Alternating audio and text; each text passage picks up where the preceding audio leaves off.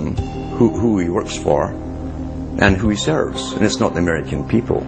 It is so obvious to anyone paying attention that the President of the United States is not the real person in control. Whether it is Gerald Ford or Jimmy Carter or Ronald Reagan or Clinton or Bush, Obama is no different. And to think that he is an independent figure is just crazy. And as Franklin Delano Roosevelt said, presidents are selected, they are not elected. Obama pledged that he would end NAFTA and GATT, and has since fought to expand both of them. Obama promised that he would have the most transparent administration ever, and he is already more secretive than Bush and Cheney ever were, even making it a secret who visits the White House. I can make a firm pledge. If your family earns less than $250,000 a year, if you make less than $250,000 a year, if you are a family making less than $250,000 a year, you will not see your taxes increased a single dime. You will not see your taxes go up. You will not see your taxes increase one single dime. Not your capital gains tax, not your payroll tax, not your income tax, no tax. Not your income tax, not your payroll tax, not your capital gains taxes, not any of your taxes. Not your payroll tax, not your capital gains tax, not your income tax, no tax. Your taxes will not go up, because the last thing you need is higher taxes when we're in a recession like this, and you won't get one under Obama made the centerpiece of his campaign the pledge that taxes would not be raised on anyone making under $125,000 a year. He has since gone back on that promise as well, and has proposed new taxes on payroll, energy, home mortgage deductions, and scores of other taxes. He made a pledge. He said, I'm not going to raise taxes on anyone making under $250,000. Is that pledge still active? We are going to let the process work its way through it. So it's not. So it's not. We're going to let the process work its way through it. All right? The Senate is looking especially at this issue of capping the deductions for health care that employers and employees now get. That would be an tax increase for many families earning under $250,000, but the President said he was open to it, so that means that the tax pledge he made back in September is no longer operative? Obama said he was going to abolish the Patriot Act. He now vigorously defends it. We saw the same type of flip-flop when it came to warrantless wiretapping of the American people. Look what Obama's done with wiretapping, surveillance. He's brought it to heights even beyond what George Bush, the disgusting levels that he brought it to. So we have more surveillance. Now they're talking about, what is it called, Cybercom, the new Pentagon secret cyber society that's going to be watching over us to get those terrorists. We got to get those terrorists. So now they'll be invading our privacy even more.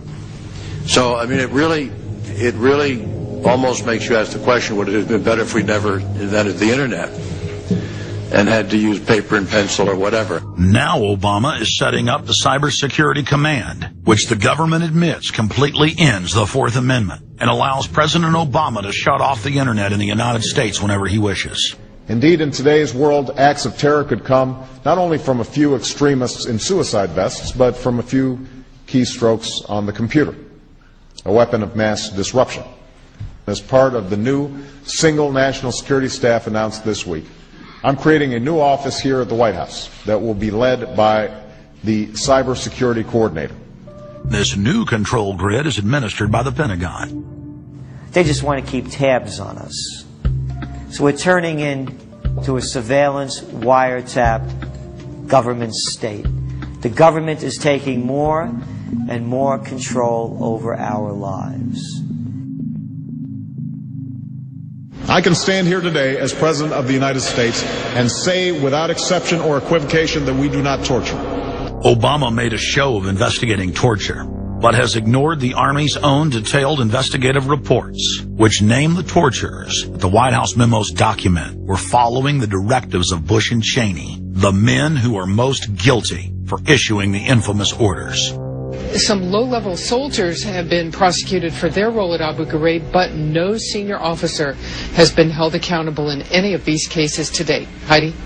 I know that these debates lead directly, in some cases, to a call for a fuller accounting, perhaps through an independent commission. Now, I've opposed the creation of such a commission. Next, Obama expanded Bush's doctrine of indefinite detention of foreigners without trial to holding citizens without evidence indefinitely, without ever even committing a crime. President Obama today proposed something new, something called prolonged detention. Pre-crime is where people are arrested and incarcerated to prevent crimes that they have not yet committed. Barack H. Obama, who ran as an anti-war candidate, has continued the war in Iraq, massively expanded the war in Afghanistan, and unleashed a new conflict in Pakistan. Now Obama is promoting the biggest defense budget in history, dwarfing George Bush's war machine. What George Bush has been trying to do as part of his effort to accumulate more power in the presidency is he's been saying, well, I can basically change what Congress passed by attaching a letter saying, I don't agree with this part or I don't agree with that part. I'm going to choose to interpret it this way or that way. That's not part of his power. But this is part of the whole theory of George Bush, that he can make laws as he's going along. I disagree with that.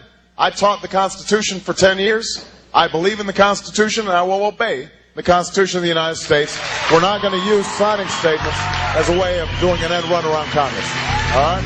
Obama guaranteed that once president, he would stop the unconstitutional practice of issuing signing statements, through which the executive branch illegally usurps the legislative power of Congress. Congressman Kucinich, when he introduced his 60 articles of impeachment against Bush Jr., I think one was the signing statements. The form of the resolution is as follows.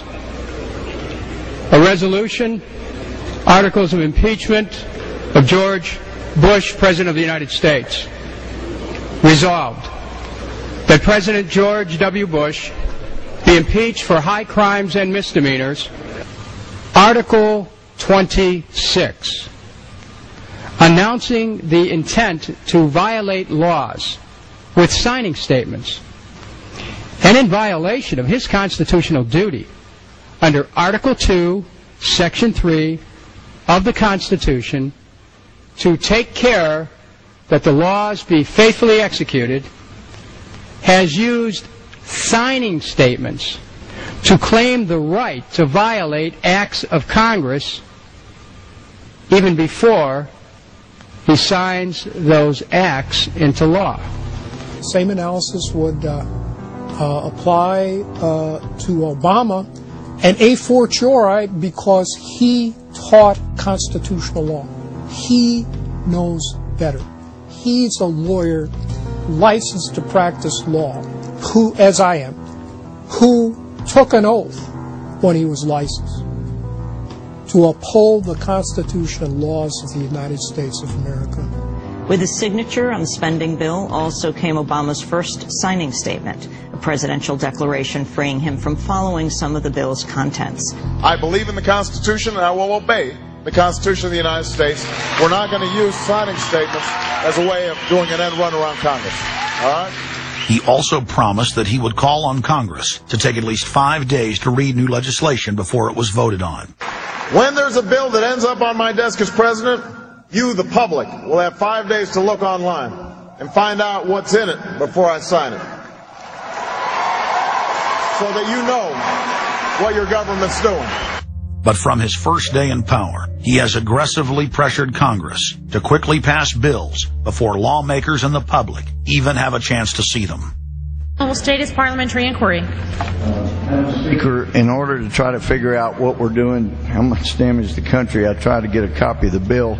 We have out here on the table 2454 that has 1,090 pages in it, but I've understood since debate in here that there's another 300 pages that were added in the middle of the night.